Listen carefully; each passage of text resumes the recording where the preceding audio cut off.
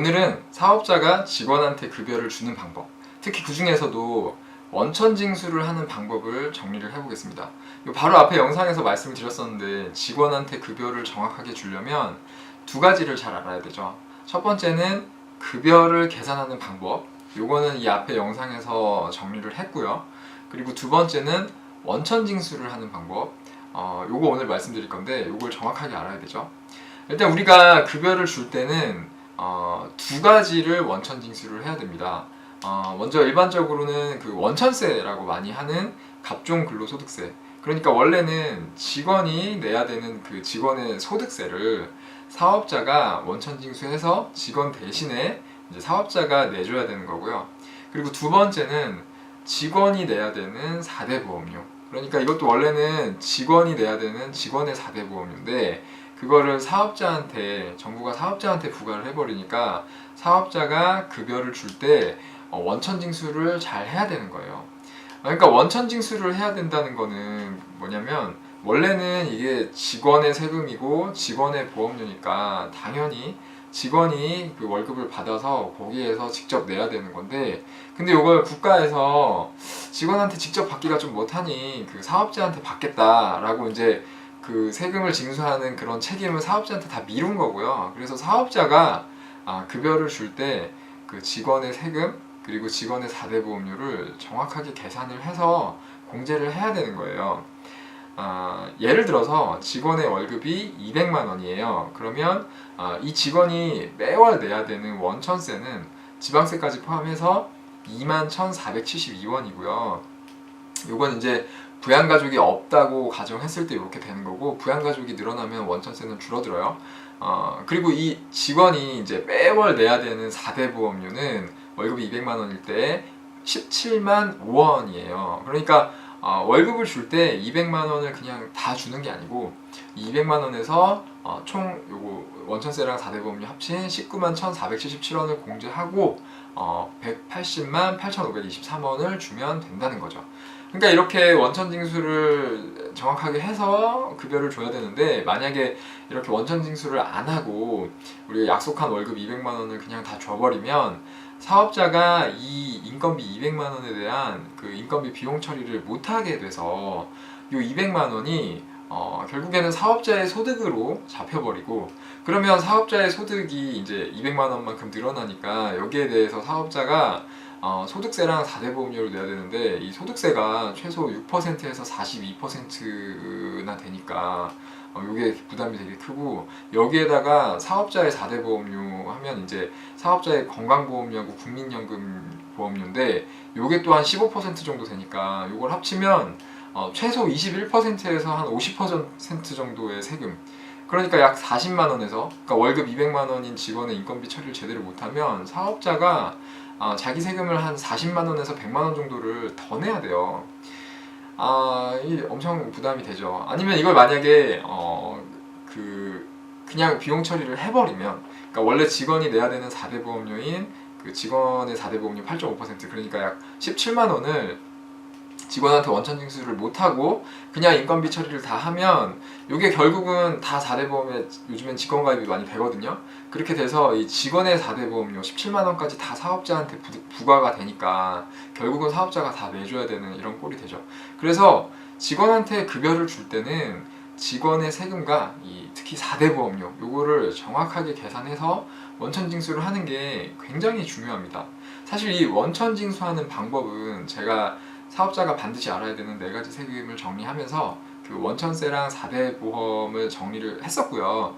이미 거기에서 꽤 자세하게 말씀을 다 드렸었어요. 그래서 오늘은 비교적 좀 간단하게 정리를 해보고 바로 이제 급여 계산기를 사용해서 이게 어떻게 급여를 계산하고 원천징수를 하면 되는지까지 알려드릴게요. 이 엑셀로 만든 월급 계산기, 이 급여 계산기가 그냥 급여, 지난 시간에 알려드린 그 조건에 맞춰서 급여만 이렇게 딱 계산해 줄 뿐만 아니라 이런 각 조건에 맞게 4대 보험료까지 그리고 원천세까지 얼마를 공제해야 되는지, 그래서 얼마를 지급해야 되는지 다 알아서 계산을 해주니까 그냥 이걸 받아서 쓰시면 됩니다. 세무 관련해서 이제 다른 문제들은 일단 그냥 뭐 세무사한테 맡겨만 두면 알아서 다 해주니까 뭐 이런 것들은 사실 뭐 천천히 알아가도 뭐 종합소득세나 부가세나 뭐 이런 것들은 뭐 비교적 그냥 몰라도 사업을 하는데 큰 문제가 없긴 한데, 근데 이 직원의 급여 문제는 당장 직원을 뭐 알바생 한 명이라도 쓰려면 사업자가 이걸 정확하게 알아야 되는 거기 때문에, 이게 정확하게 모르면 법을 제대로 안 지키는 거가 돼요. 제대로 못 지키는 거가 되기 때문에 그래서 오늘 내용은 뭐 엄청 중요한 거고, 그러니까 오늘도 꼭 끝까지 봐주시고 오늘 내용이 도움이 되신다면 좋아요랑 구독도 잊지 말고 부탁드릴게요.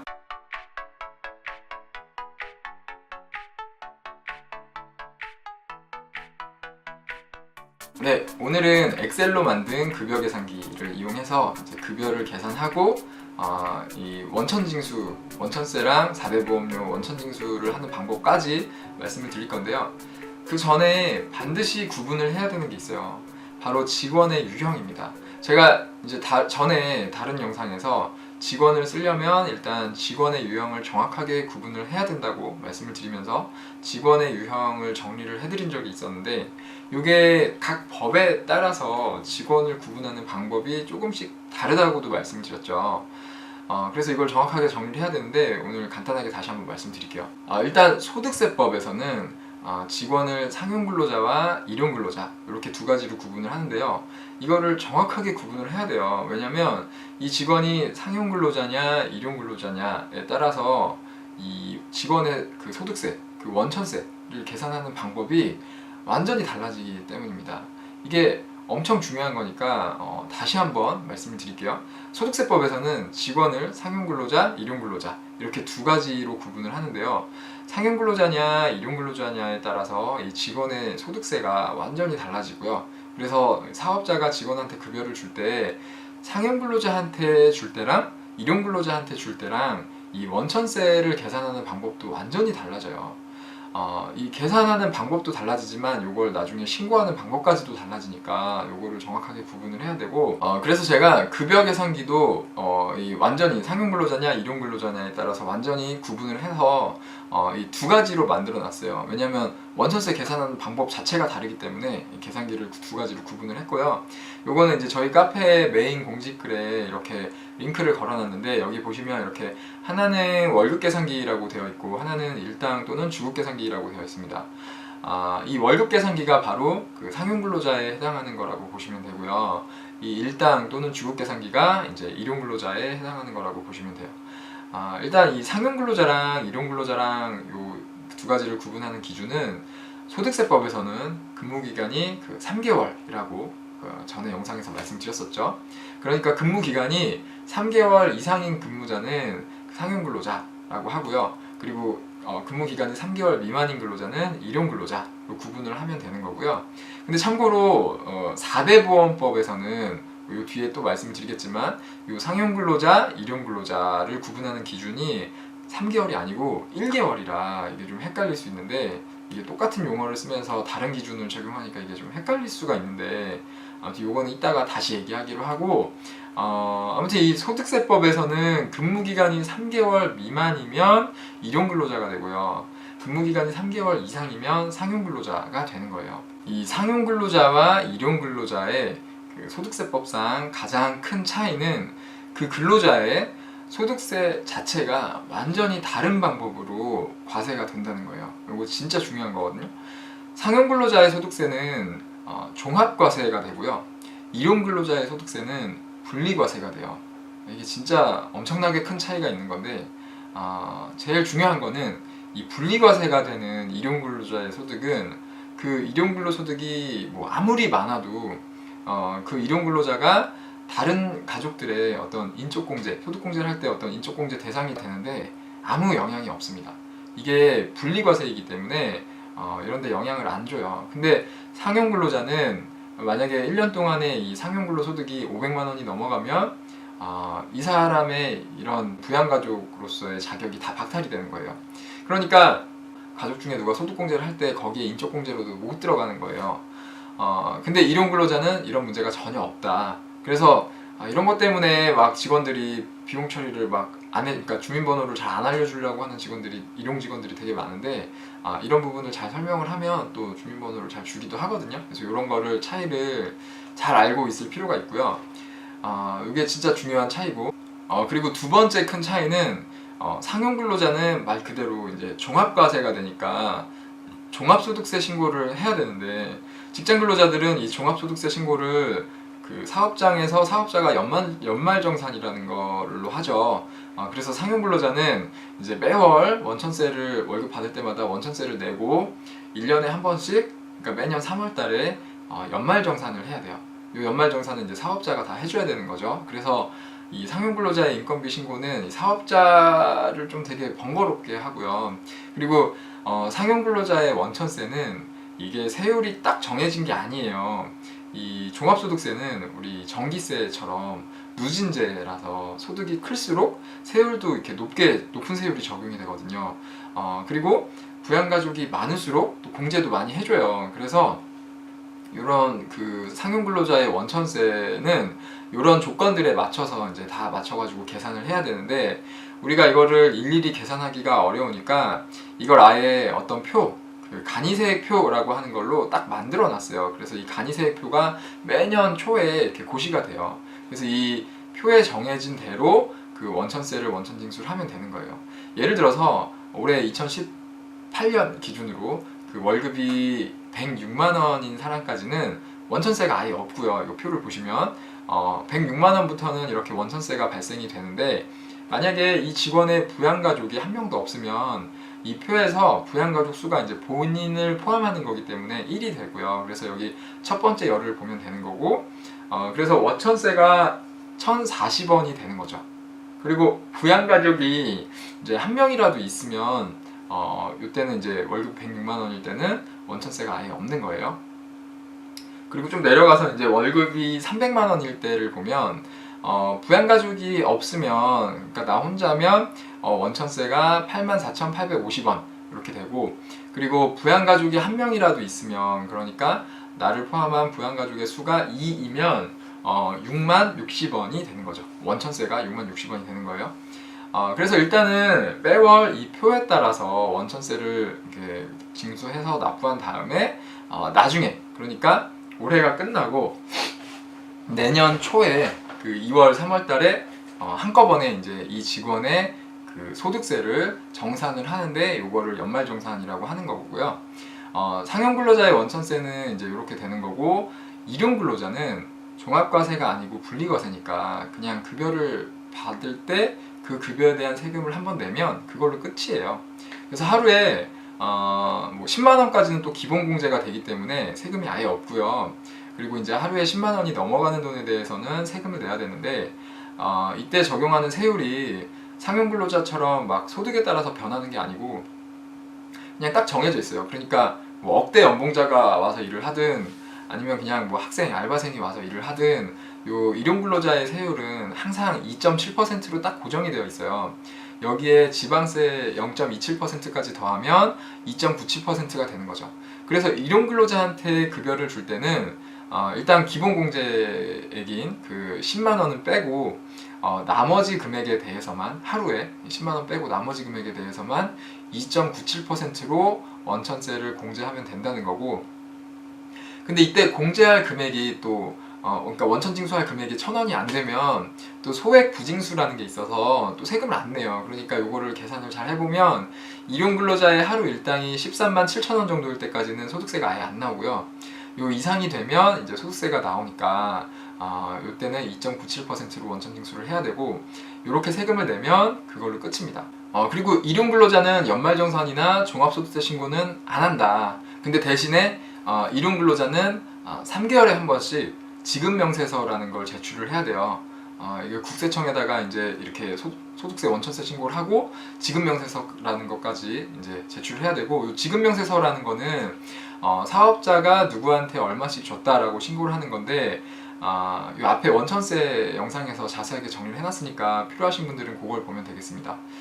지금 설명을 되게 길게 해놨는데, 이 월급 계산기나 뭐 이 일당 또는 주급 계산기를 쓰면 다 알아서 조건에 맞게 이 원천세를 계산을 해주니까 이걸 쓰면 되는데, 여기서 제일 중요한 건 뭐냐면, 이 근로자를 이제 국세청에 인건비 신고를 할 때 상용 근로자로 신고를 할 거면 요 월급 계산기를 써서 여기에 따라서 원천세를 징수하라는 거고, 일용 근로자로 신고를 할 거면 요 밑에 일당 또는 주급 계산기 요걸로 원천 징수하라는 거죠. 그렇게 구분을 하시면 되고요. 여기까지가 이제 국세청에 신고해야 되는 그 근로자의 소득세에 대한 그 원천세에 대한 내용이었고요. 그리고 또 이제 4대 보험료도 원천 징수를 해야 되겠죠. 보통의 경우에 이 4대 보험료가 금액이 원천세보다 훨씬 더 크니까 이것도 진짜 잘 아셔야 돼요. 아까 잠깐 말씀을 드렸듯이 이 4대 보험법에서도 상용 근로자와 일용 근로자를 구분을 하는데 이 구분도 되게 중요한데, 여기에서는 또 근무 기간을 1개월을 기준으로 해요. 왜 이렇게 법을 헷갈리게 만들어놨는지 모르겠는데, 솔직히 이제 알고 보면 이런 게 되게 많더라고요. 안 그래도 이제 어려운 세법이 진짜 되게 헷갈릴 수밖에 없는 것 같아요. 아무튼 그래서 근무 기간이 1개월 미만인 이 4대 보험법 상의 일용 근로자는 일단 국민연금하고 건강보험에는 가입을 안 합니다. 근데 좀 특이한 게 이 일용 근로자는 4대 보험법상의 일용 근로자 1개월 미만 근무하는 일용 근로자는 고용보험하고 산재보험에는 또 무조건 가입을 해야 되고, 사업자는 이제 매월 15일까지 이런 일용 근로자를 사용한 거에 대해서 매월 사용한 거를 그 다음 달 15일까지 근로내용 확인 신고라는 거를 제출을 해야 돼요. 그리고 이제 1개월 이상 근무하는 4대 보험법상의 상용 근로자들은 지금 이 표의 조건에 해당하지 않는 사람들은 전부 다 무조건, 이건 그냥 의무예요. 각 보험에 가입을 해야 돼요. 이 4대 보험 가입은 의무예요. 이거는 선택할 수 있는 게 아니고 무조건 가입을 해야 되는 거고, 이 보험에 가입을 하면 이 4대 보험료가 근로자한테 청구가 되는 게 아니고 사업자한테 청구가 되기 때문에 사업자가 직원의 각 보험료를 반드시 원천 징수를 잘 해야 되는 거예요. 아까 소득세법상의 원천세는 사실 뭐 얼마 안 되니까, 그러니까 아까 월급이 200만 원이면 원천세가 2만 원 정도밖에 안 된다고 그랬잖아요. 근데 그러니까 사실 원천 징수를 안 해도 큰 부담이 없는데 4대 보험료는 부담이 되게 커요. 이게 월급의 8.5%나 되기 때문에, 그러니까 월급이 200만 원이면 거의 17만 원 정도나 되기 때문에 이거는 원천 징수를 잘 못하면 아까 말씀드렸던 대로 사업자한테 엄청나게 큰 부담이 될 수가 있어요. 그래서 이 4대 보험료는 특별히 신경을 써서 원천 징수를 잘 해야 됩니다. 이것도 조금만 더 들어가 보면 내용이 엄청 복잡하고 많은데 지난번에 이 4대 보험료 정리를 할 때 다 다뤘던 거니까 오늘은 여기까지만 말씀을 드릴게요. 직원을 이제 쓰시는 분들은 이 4대 보험 영상까지 꼭 보세요. 여기에 이 원천 징수를 하는 것 뿐만 아니고, 그러니까 이 4대 보험료를 원천 징수하는 것 뿐만 아니고 4대 보험에 가입하는 방법까지 다 정리를 해놨거든요. 이게 당장 직원을 한 명이라도 써야 되는 분들은 이런 것까지 다 아셔야 되니까 꼭 챙겨 보시길 바랍니다. 오늘도 내용이 너무 길어져가지고 월급 계산기를 사용하는 방법은 바로 이 다음 영상에서 소개를 해드리도록 하고요. 죄송합니다. 저희 둘째인데 자다가 깨가지고 다시 자질 않네요. 계속 울어가지고 그냥 데리고 왔어요. 여기 나오고 싶었나봐요. 안녕하세요. 안녕하세요. 안녕하세요. 안녕. 그냥 거의 다 끝났는데 잠깐 이렇게 안고 좀 찍어볼게요. 아무튼 오늘도 이 내용이 너무 길어져가지고 그 월급 계산기를 사용하는 방법은 이제 오늘 같이 해드리려고 했는데 좀 너무 길어져서 그냥 바로 이 다음 영상에서 소개를 해드리기로 하고요. 오늘도 끝까지 봐주셔서 너무 감사드리고 도움이 되셨으면 좋아요랑 구독 잊지 말고 부탁드릴게요. 그리고 저희 카페에 오시면 이렇게 사업을 하는데 아주 중요한 기초적인 내용들을 이렇게 정리를 해가고 있으니까 여기로 오셔서 같이 소식 전하면서 재밌게 다 같이 돈도 많이 벌고 이렇게 사업을 해갔으면 좋겠습니다. 저희 카페는 네이버에 그 자영업의 모든 것이라고 검색을 하시면 금방 찾을 수 있을 거예요. 그럼 저는 이만 들어가고 카페에서 뵙겠습니다. 감사합니다. 인사해. 안녕. 안녕. 안녕. 빠이빠이. 안녕 해야지. 안녕.